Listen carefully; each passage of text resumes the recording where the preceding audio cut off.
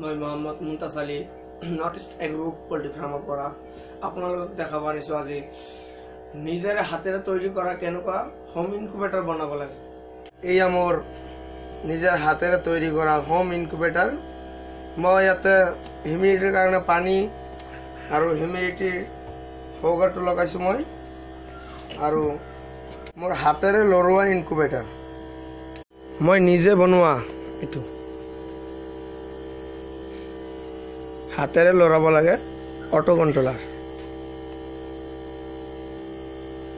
আজি 14 দিন হৈছে এইটো কণী বহা, আৰু 2 দিন পিছত আপোনালোকক দেখাম কেনেকুৱা কণী ফুটি আছে, কিমান পোৱালি ওলাই থাকে।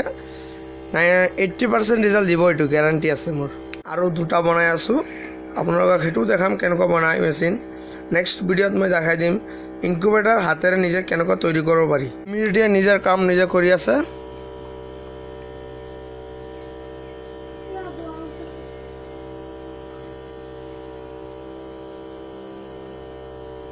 এইটো নিদিলে আপোনালোকৰ কণী নুফুটে, মই 100% গ্যাৰান্টি দিম। এয়া মোৰ ফুল ইনকুবেটৰ। এইটো ইনভাৰ্টাৰৰ জৰিয়তে মই 7টা মেচিন কন্ট্ৰোল কৰি আছো, মই ব্ৰেকআপ দি আছে।